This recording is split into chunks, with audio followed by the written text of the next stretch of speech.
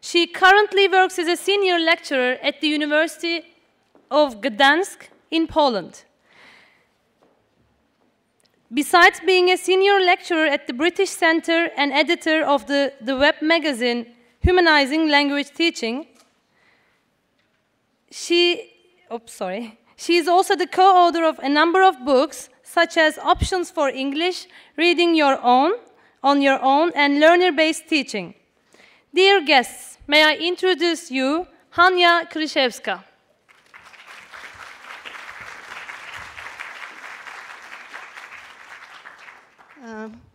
Good morning, still good morning.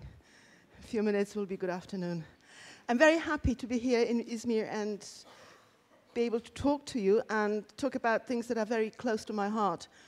But first, I'd like to emphasize the three logos that you can see on the first slide. Well, I don't need to explain the Yasar University. Pearson Longman are the kind sponsors who flew me over from Poland to come and talk to you. And finally, I work for Pilgrim's Language Courses, and my main job there is editing the website magazine called Humanizing Language Teaching. There have been many contributions for Turkey. There will be one issue hosted by a Turkish university. Perhaps one day your university will be willing to do that. And of course, in the audience there is Simon Mumford, a pillar of Simon here, a pillar of HLT, without whom probably in the past 2 years no issue went live without a contribution. So there are very, very creative juices flowing. Thank you very much, and this is a fantastic contribution from Izmir. Now, without further ado, I would like to talk about integrating technology into ELT. And I could start in a very standard, typical way, sort of, what are the joys, what are the pleasures? The answer is obvious, it's a mix. The other thing that people will say when it comes to talking about IT in language teaching is that IT natives and IT immigrants. Who is an IT native? Is somebody who was born into modern technology, and the IT immigrant is people born before certain time. I don't want to make anybody feel uncomfortable, including myself. And what utter nonsense. There is no such thing as a native or an immigrant. This is a very ageist statement, and I would like to do away with that as well. Everybody can be an IT native, and everybody can be an IT immigrant. Just to give you an example, an elderly professor in Spain, a retired professor, left the audience of students gobsmacked. I can't use any other word. They were in awe, admiration, when he showed them how to use PowerPoint. What can be done? To be fair, later on I asked him, how many hours did it take you to prepare it? He said 200. Of course, he was retired, he had fun, and yet he could show that he was an IT native, as opposed to a student of mine who is a pre-service teacher trainee, and she kind of had to put her lesson plans together. And I said, look, your lesson plans are really a mess, because once the word tables, you add something and they start getting messed up. You need a grid. And she said to me, oh my God, so I'll have to learn how to do grids. So what's the concept of IT immigrant and IT native? If I ask you who are you, you probably would do some soul searching, and we could continue with the session tomorrow. So I'm going to tell you who I am. I am a mix depending on the day. There is a day when I'm an IT native, when I feel so good with the technology, and then there may be a little thing that upsets it and I feel completely ignorant. There is no constant feeling. There's, I would say, very often switching between conscious competence, unconscious incompetence, and conscious incompetence, you know, the competence ladder. And for this reason, for example, in the coming slides, when I show you bits from the internet, it will be screen capture. There is nothing more de-skilling, I found, that when you are presenting and you say, I'm going to find it on the internet. And then you find, or you don't find, there is a connection. I have a real problem because this computer is half Turkish, half English, so I can't read. So suddenly, I'm completely de-skilled. And how you do things intuitively, suddenly, when they're a different language, at least myself, I feel completely confused. So screen captured. And now, will technology ever replace teachers is obviously the next question we ask. And I was wondering about the session and thinking about this session for quite a number of weeks, if not months. And then one day I heard on the radio an answer. You know, I was cleaning the house, and then suddenly I hear something to this effect. I grabbed a pen, I wrote it down, and that was, it's important to pamper the ego. It's important to respond to needs, find new needs, find what they don't know, explore emotions. Human contact is important. What was the program about? Not language teaching. I heard language teaching, and I immediately scribbled everything down. What was the program about? Future of e-shopping. Will they do away with shops altogether? The contact with the shop assistant. And look how much it makes sense. The shop assistant pampers your ego, makes you feel good, makes you feel important, responds to your needs, finds needs you don't know, informs you, explores emotions, makes you feel younger, makes you feel on top of the world, makes you feel, helps you to look forward to an event, depending what you're buying. And finally, the human contact, where you leave a shop and you're angry with the shop assistant, or but there's an emotion.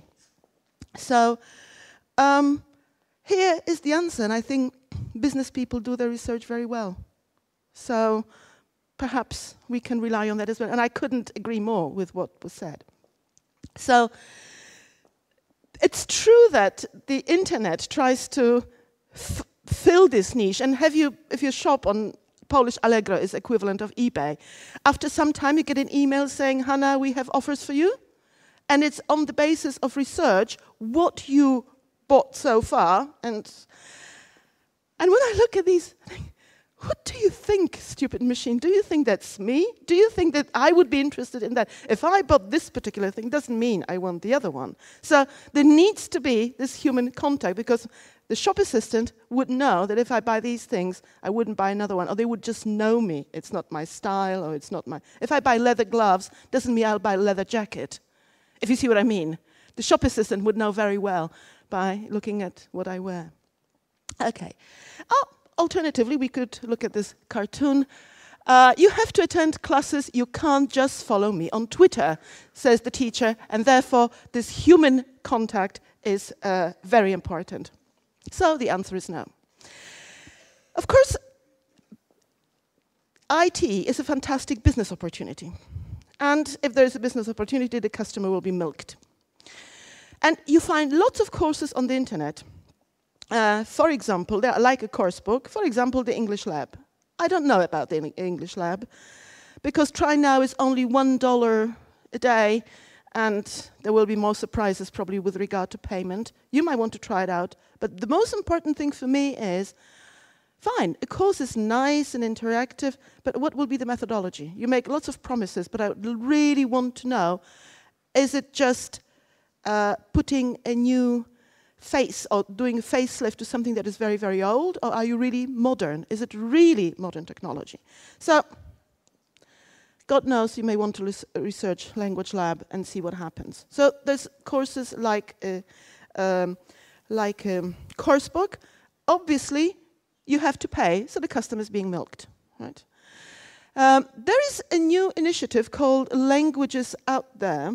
It's like a project outside the class. It's a bit of, I think it's intended for people. I reviewed this, by the way, in Humanizing Language Teaching, so you will find this website. There is a book, and there is this website, and it's traditional classes, and then you get to practice the language you learned, either in the English-speaking environment, if this is where you're based, or you go on virtual platforms, and you can practice your English with people using these structures. So quite a nice initiative. Later, we will think about what to do with the outcomes, but we will get there. Fantastic website I discovered, Teach It World, is something for the teachers where the resources are uploaded, and you can download or you can add your own ideas. But again, there is the problem of some is you have to pay, there is a fee.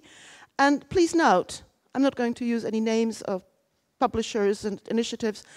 Very often at first they're for free, and after some time you have to subscribe and start paying. So there is this thing to catch the customer, and then, so my word of recommendation, if you come across a very good materials and you can download them. Don't think that they will be around all the time, because one day the website may close.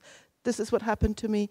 There was a fantastic site, Teachers TV. It was for teachers, English teachers, native speakers based in the UK.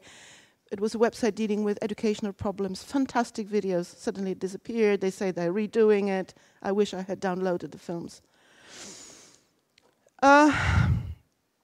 So that's the first area. The material is available, but you have to pay for them. You don't know what the methodology is. You may spend a lot of time actually trying to find your way in the maze and the wealth of materials. And perhaps the bottom line is you have to design your own lesson. Now, 2 years ago, in an unthinking moment, I signed up to attend a course on e-learning that is how to design courses on Moodle. I say in an unthinking moment.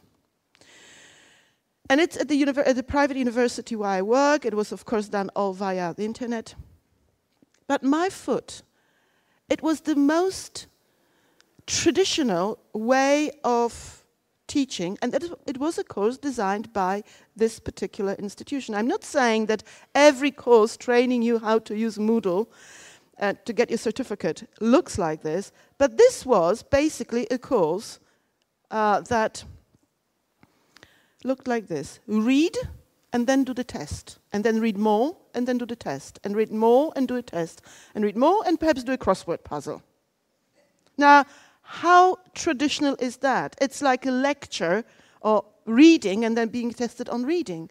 So we were all, this is not us, but we looked like this, and our platform, all the people on the course, we were so frustrated. And on top of that, the administrators kind of tended to forget to get in touch with us. So the most common question was, is the pilot flying with us? Because we were doing the course, and there was no such nice gentleman around. There was like a machine response. This human touch was missing. So word of warning that if you try to choose an e-learning course and you want to get the qualification, and it's good to get this qualification, I found this year, is that these courses can differ so much, and they can be very interactive and very visual as opposed to something that is very, very dry.